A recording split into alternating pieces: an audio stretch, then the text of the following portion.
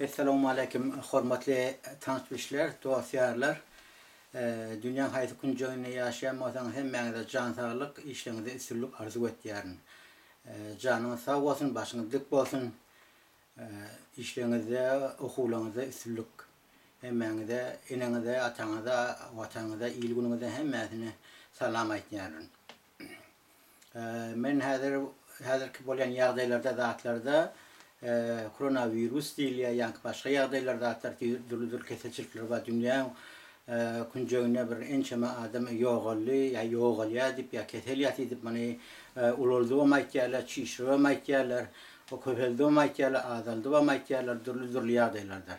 Hatem şu öğret bilçini diyalak görüş gitip otur görüşem ol başarısıyla siyaseti evuracak olaylar mani siyasi yağda dörecek olaylar. Mesela için size ayırsam Sovyet Soyuz vardı. Sovyet Soyuz'u ödümüzü bilçini diyalak 1917 yılda döredi ve 1990 yılda 91 yılda Gorbaçov'un ilk sonki yolbaşçılığına dargadıldı. O zaman Sovyet Soyuz dürlü respublikalar öz başına oldular, öz başlık oldular, bir taraf oldular, kararsız oldular, dürlü yağdaylar emele geldi. İnne olsa her fikri boyunca, her bolan yağdaylar zatlarda şu ön Sovyet Soyuz öz başına bolan yurtlar parakaçlıkta yaşapıyorlar, asuda yaşapıyorlar, başardığında şu devlet yolbaşçıları öz vatandaşlarını, öz illerini, öz güllerini, öz vatanı ilini gülünü parakaçlık taraftan qoğraq diyorlar, ekonomi taraftan elinden gelen işler etmiyorlar. Görgenler söyle Türkmenistan ata vatanı diyar yavaş yavaştan ösüp var yani. Elbette ösüp o derecede ki bizim fikrimiz boyunca hava bir ayda ya bir yılda öser yalak. Yok, ösmek için hem ekonomi taraftan, medeni taraftan, siyasi taraftan yara onun dürlü vaktler gerek oluyor. Ençeme yıl gerek oluyor onun için. Dürlü yağdaylardan, sınıflardan, dağıtlardan görüşüp çıkmalı oluyor. Hem çıkmalı oluyorlar. Özünüz bilersiniz bu bar yok bir Türkmenistan ata vatanımızın, ilgimizin öz başlık bulanı bir 28 yıl oldu. 28 yıl aysak onu 25 yaşı bir nesil ettiler. Kâlerin hava ikinci nesil döredi falan başçı işirip ayıp görmeliler de elimizden ne iş gelecek, ne koymak edip bilecek. Biz işsiz adamlara, daşa yurtta kalan adamlara, daşa yurtta yaşap bir Türkmen doğallımızda ne iş edip bilecek. Onu biz siyasetleştirecek olup ya onu tanıklayacak olup ya ulaşacak olup oturmalı adat radyası yalık. Ben ona adat radyası deyip aytyanım şeytan radyası ben koşyan ona. Ve o şeytanın göreden radyası dine tanıklamanı biliyor, dine atı zatı aytmanı biliyor, dine adamın yüreğini çişirmeni biliyor, dine adamın yerisini kaynatmanı biliyor. Şu kazançlı hem kazancı etmiyorlar şu. Dine ol değil. BBC radyosu ama, Radyo Ferda ama, şu Amerika'nın döreden radyoları dürlü serişlerde, yağdaylarda seriştirelim için etkilerler. Şolar radyoları hemen şu işleri etkilerler. Şu işleri alıp barıyorlar. Biz olsak şu oynağı bolmalı değil. Sebep bizim bir duygularımız var. Bir yüreğimizdeki aklat etçik işlemimiz var. Zatlarımız var. Şurada zatları daimi ak yol bilim peskeçilik veriyor. Peskeçilik vermeyen mesela için koronavirüsü. Koronavirüsü aytyalan ile ki Türkmenistan'a ata vatanımıza ilgimize eğer de bir adama yokuşta türmede zaten boşuşta okşan yağdayda zaten başka türmeşiklere de demin türmedeki yatalara da tesir edecek deyip yokunç kesilip yokcak deyip. Ama ne için aydılmıyor? Bizim ata vatanımıza, ilimize, günümüze Türkmen sahrada şu yağdayları dörabem dur İran'a ya Amerikan özüne. İşte zaten aydılmıyor Amerika karşı. Karşılık ne yaptıydı? Hakikati aytmalı. Aytacak olsak da. Türkmenistan'ı gözevini tutturmalı da hem yurtları gözevini görmeli. Bir yurdu da bizim yaramızın ucunu öz vatanımızı, öz ata vatanımızı ilimize günümüzü tutturmalılar. Görmeli de oruktaşlarda ne ehli yağdaylar var. Palajı tarafı ne ehli, Atırsaatır tarafı ne ehli. Onunla bizim oğullarımız şu an doğan araştırmamız atlarımızda ençe mesela kârları yani Türkiye'de 38 tane at verdiler. Fakir olurlar, imalı olsunlar, iyi yarasınlar, olan bendelen enedi atası doğan anlaşmaları kıynaştırmayı yürekten belirtken Kanada devletinde Toronto şehrinde yaşayan olsam daşarı yurtta yaşayan ya daşarı yurdun garajlarla badip men ağzını doldurup dem her dağıtlar aytmarın. Hava. Ay söz azatlık badip her dağıtlar aytmarın. Her dağıt aysama fakt veren aydarın. Şonu Facebook'umda koyuşmayalak. Nehil oylar orkasıp böyle, nehil fikirler esip böyle, nehil demokrasi deyip, demokratik deyip, ya azatlık deyip yurdi, Libyan yurdunu men dün koydum Facebook'umda näme ewurdiler. Afganistan näme ewurdiler. Irak'ı näme ewurdiler. Hemme zat ne başka yurtlarda köp ya Ukrayna näme ewurdiler. Hemme zat aylant dolan yara alıp satmağa var yer. Hemme zat aylant dolan neftin gazın alıp öz bahasına isliyerler alacak olup şoňa aylant dolan var yerler. Şu yurdu başarsalar dargatacak bolýarlar. Demokrasi adı bilen, adatlyga yetmeli halklar deyip. Her yurtda kemçilik bar, oğurluk var, pısıvıcurluk var, cinayet var, devlet tarafından öldürülen var. Onun ne hem aysan ayda oturma, iyisizlik var. Ne hem aysan ayda oturmalı. Dünge Türkmenistan'a tutturla yaranın ucunu şoňa tutýarlar. Sizin näme ağrınız galy Türkmenistan'a? Näme aglyňyz var? Näme esasında öz-özüňiz şu alýan puluňyzy çeşme bolupdyr. Size şu alýan puluňyzy wara gurulýaňyz. Gel birat aydın diýin bolýa bizem kulak asýasyňlar otýus bir fakt bilen şu ýagdaýy nähir çözsem boljak, çözüt ýagdaýy görmeli. Biz bir ýurda oturan ýurda bir parahatçykly ýurtda ýaşap biren adamlara dogan garnaşym o da öz hosarlamaz birek ýaňy bar gaýtdym. O duzlaryny ýedim, çöreklerini ýedim, mihmançykda bardym her gaýsynyň öýüne diýsen gawarşarly bir asuda bir parahatçyk ýurtdy gördüm. Hava bir iki tane kemçilikde dine iki tane elbette men aýtýanym o parhorluk hemme yurtda ba durly ýagdaýda. Ýöňçe bir mesal üçin Kanadany aýtsam, ineliki parany almaýarlar pul berýärler ýöňçe sen okuwa girmek üçin. Okuwa girip okuwa götürdüňmi, soň üstüne prosendi bilen alýarlar. O da ýene pul almak, ýene adam gany sormak bolýar. O para almak, o teslim alýarlar alanlaryny. Olaram aýtmaly, näme üçin aýdyň da onu?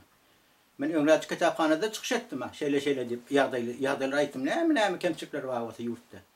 Ne biz Kanada ýurduna ýaşapmyz. Gel sansura aýtsak, sansur hem ýerde we gazetlerden, zatlardan, jurnalyna tutba. Hemme zaten aýdyp bilmeýän ýazyp bilmeýän. O sen şahsy pikiriň her ýerge ýaýyp bilmeýän. Sen hökmen sen faktyň bolmaly. Hökmen sen lawyeryň bolmaly, adwokatyň bolmaly. Bir zat suud etjek bolsaň, aýtjak diýjek bolsaň aýtmaly. Adyň gelen aýdyp otursaň o däl. Özüňiz adyny syýasy diýipdirsiň, syýasy goýupdirsiňiz. Onuň hakyň adynyň gurulýaňyz. Ýylyň adynyň gurulýaňyz. Näme esasyny ýylyň halkyň adynyň gurulýaňyz? Ýyl sizi resmi tanapdyrlarmy? Biz bilýärse diýekine pysgyjyk espereňiz, edelleňizem. Ýer wagt men Abdugulyp aýtdym. Abdugulyp jaňlaşyny habarlaşyny abdaga diýdim. Sen etýän alyp baran ýoluň düýbüne nadagry diýdim. Oňam sebäbini aýdyn diýdim, gaty görme diýdim. Dinleyen idi. Dinleyen olsan dedim, sen Türkmene karşı döretecek bolýan dedim. Sen arkanda Amerika var dedim. Gunmatar var dedim. Sen şu iş etme, düýbüne nadagry iş etýän dedim. Yurt iki bölünen dedim. Bir tarapdan dedim, ineleki yurt ýany bütün dünýä. Ýarty Amerikan eline, NATO'nun eline, ýarty Warşawyň eline, Orsiýadyň eline. O zaman biz sadece biregi urmağımı, yençmemiz, hafı sözü aytmağımız birege näme hajaty bar? Näme gerek boluşy ýagdaýda? Gerek bolmany bizim birat mejbur etýärmi? O käbir duýgularymyz bilen oýnaýarlar. Daşy ýurtda ýaşap ýöz, iştahymda kynçylyk çekip haýsy ýurtda ýok, daşy ýurtda ýaşaman ýa işlemen kynçylyk çekmän ýören. Haýsy ýurdun adyny Filipinmi, İrlandmy, Taýlandmy? Haýsy ýurdun dünýede haýsy kunjun tut Awganistanymy, Iraqmy, Libyanymy şule bir adat diýip ýurt diýip goýdular, demokrasi diýip goýdular adyna. Barın görün, filmlerini görün, hewelmany ýurtda görkezilmeýän bolsa. YouTube'da ola zatlaryň ýerine gedin görün. Ýurdy pysgyjygy ewurdiler. Jinayete ewurdiler. Dogan garşy etip goýdular. Dini garşy etip goýdular, musulman garşy etip goýdular. Sünni şaýa garşy etip goýdular. İyi bollugmuş o. Näme üçin? Şu neftin gadyny öz bahasyny almak üçin. Öz yararlarını şu yurtlara satmak için. Öz yararını alacak. Barda gelin Ortadan yararını alsa Rusya'nın ya Putin'in yararını alsa eyyem bula eyyem radyolarına, televizyonlarına anlıveri rektasını aytıp başlıyor, ulutup başlıyor. Ay yurt ellerini tiparya, dargatıp parya, dağıtıp yaşon yani. O ne ettiler Afganistan'ı? Ne emeğe vurdular Afganistan'ı? Komşu yurdumuz. Şu toprakta da bizim doğan kardeşlerimiz yaşıyor, doğullarımız yaşıyor. Türkmen doğullarımız, Özbek doğullarımız. Başka halklar yaşıyor. Ola da insana. Ola da adamın oğul kıyılara. Gel ve burada aytacak olsak, burada diyecek olsak, şu çözgüdün var öyle. Bizi şuna neymiş etip bilecek. Daşı yurda gelip veren oğullara neyle biz iş tahip bilecek. Barda gelinine işler böyle. Şunun sendikaları var mı? Prafsa yüzü var mı şunun arkasında duran? Şunun arkasında duran bir devlet ya bir kuruma var mı? Ki işler veren vakti bir 8 saatten köp işlemeler de 8 saatten köp işlese hakkını almana. Şunları barda gelip şikayet etse işine derdine. Şunun arkasında durmana. Ya şunun yağdayı, şunun kıyağdayı başına düşürmese, şunun yağdayının arkasında durup kömek etmeyene. O istirahani etmeler o işleri. Çörüğüne bilmeli, kazanacağını bilmeli, dağıtmalı. Onun ama Türkiye'nin devletini yaşapıyor. Türkiye'nin devletini yaşapıyor. Türkiye'nin devleti cevapkar. Bütün halkara cemiyeti cevapkar. Birleşen halkara kuruması cevapkar. OBS'ye cevapkar. Kızılayarın cemiyeti cevapkar. Ne için olur? O taraf dünyadan da kavuşun gel gelin kömek edin. Şunu yağdayı düştü bizim Türkmen doğrulamaz zaten deyip. Onu Türkmen doğrulamaz en çemez fakir oldu mu? Ne koronavirüsten mi oldu mu ya başka yağdaydan mı oldu mu? Onu ara geçti tahtitten bütün dünyada da onun atlarına emanet koydular. Fakirlerin yatan yer yaktı olsun, imal olsun, iyi yarasın. Ne mi Türkmen devletine damar yok mu? Öz halkı öz ile eğitimlet bilmiyor mu? Hadir şu mesele boyunca koronavirüs boyunca şunu eğitimlet bilmediler hadir. Size onu siyaset sıcak oluyorsunuz. Lozcak oluyorsunuz. Bütün halkı, bütün dünya başka türlü olan ağını, yaşlanan ağlarını yetirecek oluyorsunuz ve yetiriyorsunuz. O fikirleriniz bilen. Ama görün böyle şuraları çözgüt görelim. Eğer barda gelişir, iyi olanmadı şunu önce. Onu da tafartın tek kurulunuz. Size evi, size kazancın çeşmesi size dine pul veren. Dine adamdan ağını zaylamak bilen. Durmuş zaylamak bilen. Onu neme utanmayan mı? Şu kadar alayım pulunu da bir iade edem gelin edin edip iade edem ara geçip iade edem ödedim zaylah ben. Yaşından minne 60'a yetip geliyor. Ya yetiptir. Bir utancakken biz yaşar yurda çıkıp ne maskara etmek için bir ya urmak için çıktık mı? Bir tank etlemek için çıktık mı? Ya öz yurdumuz oturup yep beklemek için çıktık mı? Gelin aydın. Şu Türkiye'de yaşapıyorsunuz ya Ortadoğu'da yaşapıyorsunuz ya da başka yurtlarda ya Kanada'da yaşapıyorsunuz. Hiç kemçilik yok mu? Elbette var. Kemçilik köp. Onu köçe çıktı var. Gelin aydır ne etmiyorlar. Narkotik bilen adamlar zahiliyeler. Arak şarap bilen adamlar zahiliyeler. Bolya işsiz olsa işsiz beriyerler 607 dolar. 607 dolar dine iyi içmeyene bol yaptan pul veren. Gerek zaten başka zat serişlerin alıp bilmeyen. Onun için mecbur olayarlar oğurluk etmeyen, oğurluk etiyerler köp. O yurt bilen biz öz yurdumuz bilen bir yurt dengeştirip bilmeyiz. O yurdu öz yurdumuzu dengeştirmek için baynıtma çok kolayınız. Türkmenistan inni bir erdimini atıp var ya, bir öz baştak olup, bir taraf olup, karşısız olup. Kim şunu devleti kolladı? Kim devletin arkasında durdu? Bir aranızda duran bollu mu? Dine bir yaşay için, ya aylık kulluğu için, ya bir yağdaydı için, öz şahsi behvidin için bolmadık olsa. Onun neyme gelip de yaşları zaten ağını bulaştıracak oluyorsunuz. Gelin şu an en son yıl verişi bizim Türkmen doğularımız daşar yurtta yaşapıyorlar, işler yapıyorlar, ya işsiz yapıyorlar, ya da nöker olup işler yapıyorlar, ilin kapçalarını yok, ya başka işler yapıyorlar zaten bir arka durdunuz mu? Ne ettiniz? Ya yurdun içinde kalmış şunu yani. Hava aydın. Yani hava Türkmenistan'a gidip gelip Türkmenistan'a falan alayamıştık, Pirmeden alayamıştık, falan iş etmiştik. Keyfini kurduğunu kep tapmak dediniz, değil mi? Bir bidatları en çimil ver eşlik geliyoruz. Onu bizim partiyemiz ona ihtiyatıyla Sovyet Soyuz'un işbiyonlayıp. Bir kadar doğru işaretleme evini duruyor ettiler. Bir bolen yağdayları bir nemani ýagdaýlary etýän gurrunlaty biz 40 ýylymy nozal geçirdik. Bizim kakamız Mosatlık döwrüne geçirdi.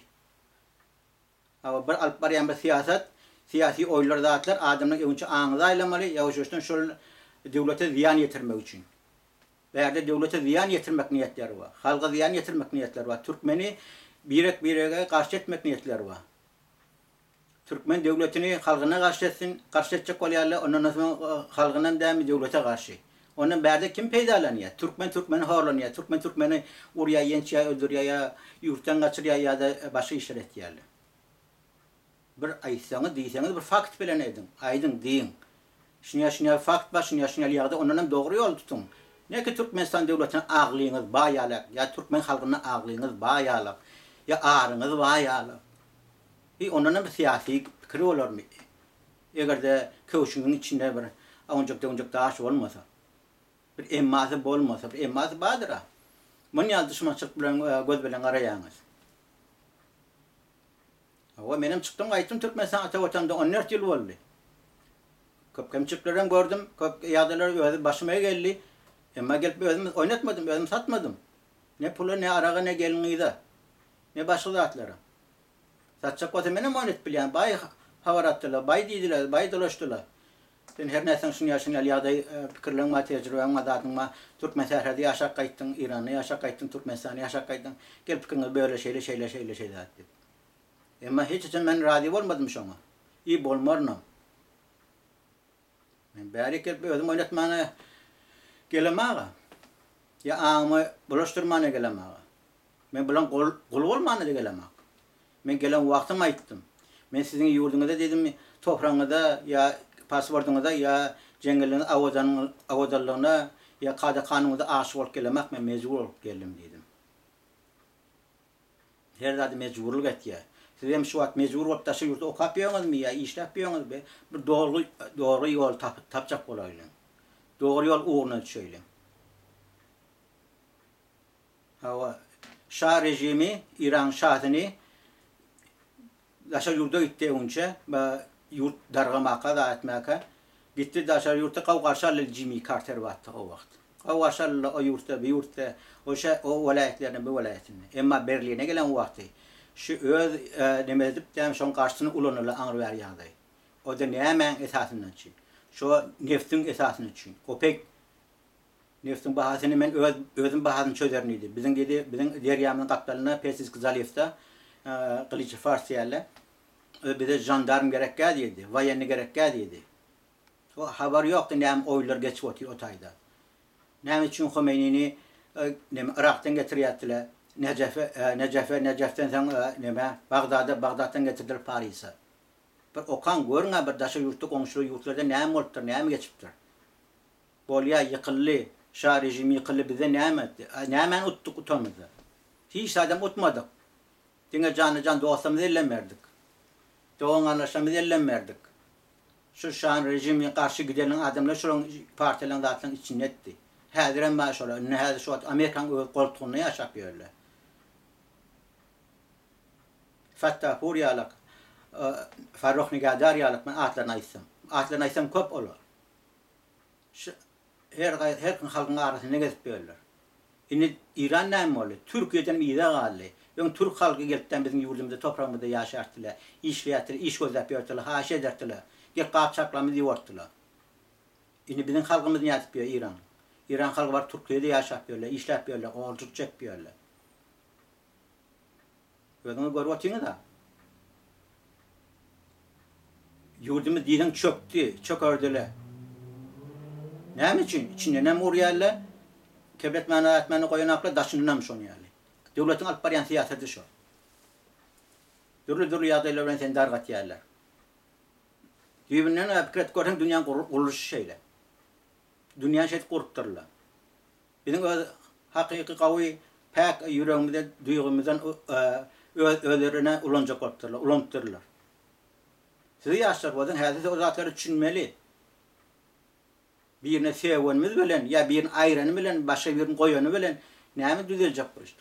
Bolýa diýelge siziň pikiriňiz boýunça konstitusiýa çalyşsyn. Çalşan näme amala aşmasa. Konstitusiýa çalyşmak bar zatda. Ya referandum geçirmek bir zat de, ya devlet yolbaşçısını çalışmak bir zat de. Çalışayalı öderi. Demek kim çalışıp biliyor? Getirip koyan adamlar çalışıp biliyor. Orsiyet ve Amerika. Bütün dünyada şu an rol oynavatı. Xitay mafyası, Indiya mafyası, başka mafyalar rol oynavatı. Butayda kim helak boluyor? Halk helak boluyor. Halkın oğlu helak boluyor. Mümkün sizin fikrine de geliyor ama ona ne görüşmeliler diyor. Görüşmeli. Ama görüşün öz uğru var, öz yolu var. Vatanına iline bunga darga deyini tatı birek canına hoşmalı. Birine ziyan getirmeliğine zat yok. Biri urman kim bizi uryaz? Kimi bir yük deyaz? Kim begeniye ondan? Kim utuyar ondan? Size bir misal aydın şu at yazmış doka. Türkmenistan'da yaşap yokan bizim ahuna bir yaşlıyımız var. Her 80 yaşlı önüne Amerika'da yaşaya haberleşeceğim benim ka vakt. Şu vakt bir gedek şuna cinayet olacak bolli. Yani bir iyi verdirler. Şun pahir aradan ayırmak için. Şunda ya da ne oldu? Ahuna kavse zaytti. Sen iyi veren adam dedi. Men aradan ayırsan dedi. Sene doğru ayağını sallap turmaya gideceksin dedi. Eğer de men seni aradan ayırsam dedi. Men turmaya gideceksin dedi. Şunu utuyan kim dedi? İyi veren adam dedi. Onun bana mani alın. Mani şey. Hava biz yani iki Türkmen var bizi birek öz vatanımız öz iyiliği günümüze karşı gidip devletimize karşı gidip ya devlet bizim karşı gidip bizi vurup yenip verse kim utuyor onu? Elbette şu tadaki İvran adamlar utuyor. Şkep gorun gayret yerler utuyor. Pul veren adamlar utuyor. İran İslam Respublikası'nın İslam devam adım koyuplarla o ayretin gorun on terbiyelen adamları var. Ve Türkmenlerimizin içine bize karşı giderler. Daratmak için, öldürmek için. Aramada top atmak için, çöp atmak için. Bolyan yağda çırşırım yağda orada biz düşünmeli, bilmeli. Biz onunla kim onunla? O zaten aytmayacak olsak, diyemeyecek olsak, görülemeyecek olsak. Geçbir onunla mahluk bolyasa, her gün kefne kulak atıyıp görüp kulak bolyasa onu sizin aytışın diyorlar. Düğünen yanlış yalnız. Şarp Çinli biri var. O yoğurlu yöne, 80 devranına, 40-80 devranına yaşında. Onu dünya ne etti?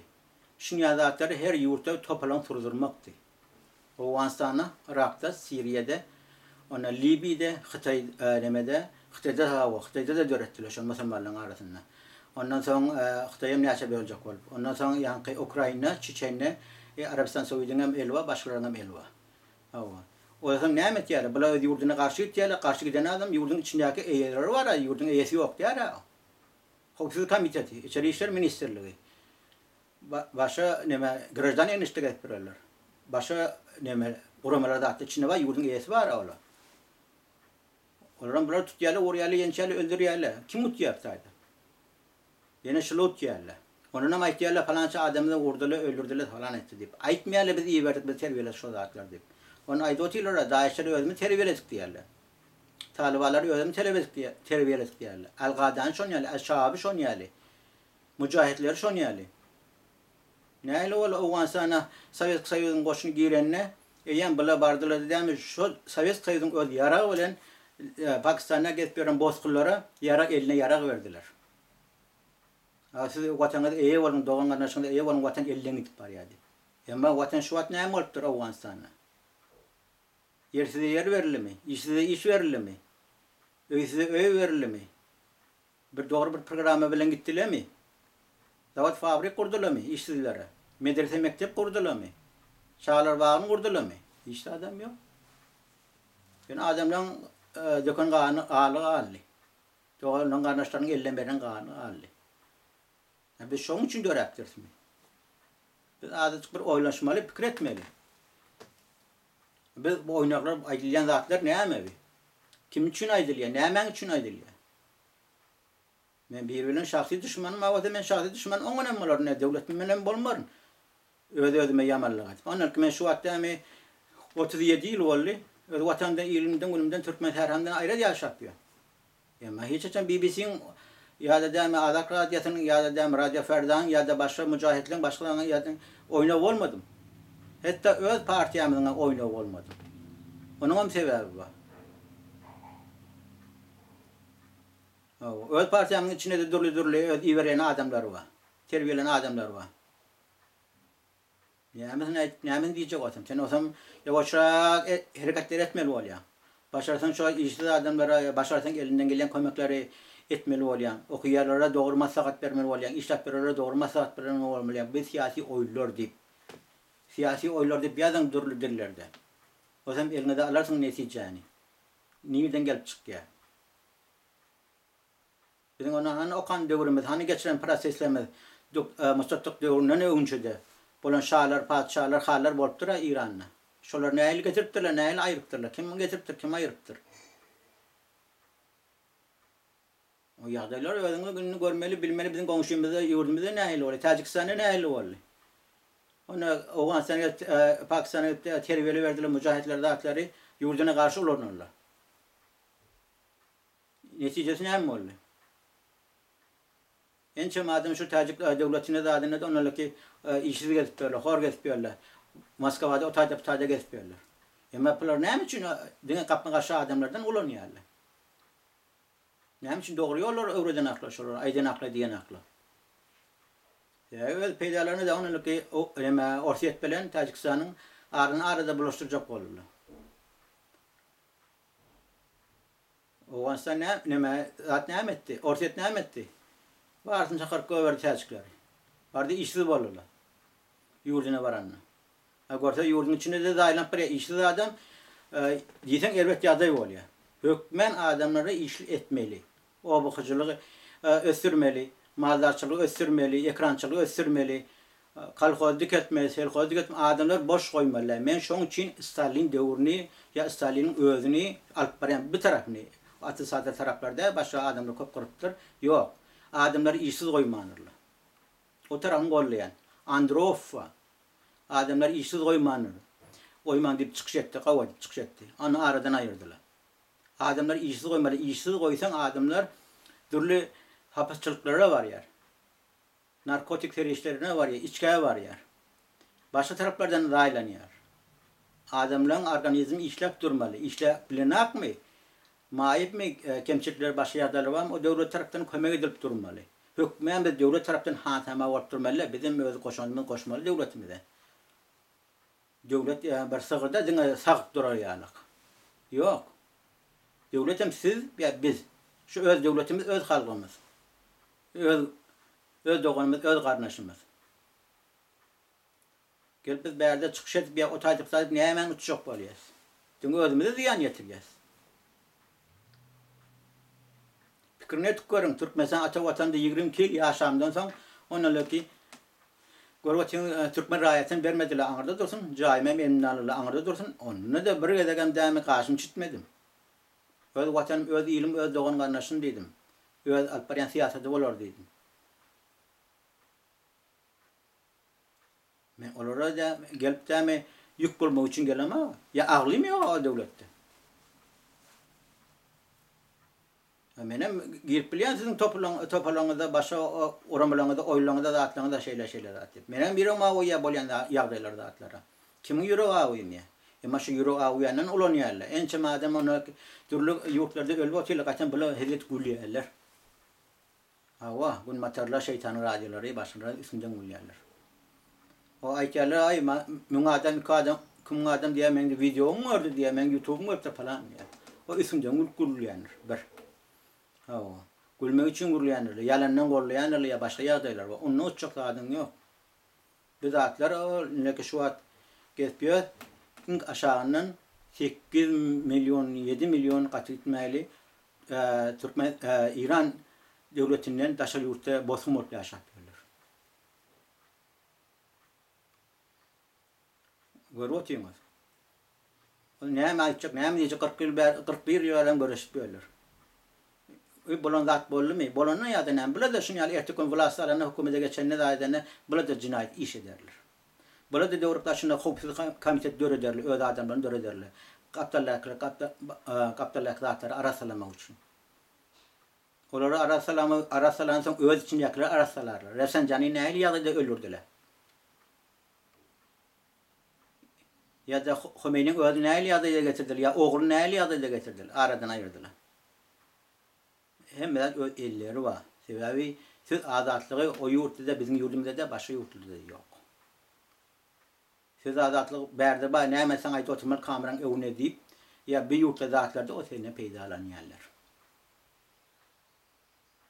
Bizim tecrübelerimizden peýdalanýarlar. Şular nähili göreşler, näse bolar karşılar diýip. Şular näme bir karşı etip bolar ka diýip. Döwleti halgyny döwleti. Bize häzir bir ýöne zatlar, häzir çözülne. Ýöne zatlar. Häzir familyalarymyz erkek adamdan offer gitip barýar. Falan ogly, falan ahtygy zat ýok. Ya falanyň familyasy wawol gitýär. Ana Muradowa. Ana Murat gyýdy ýapalan. Ýöne zatlar ýok.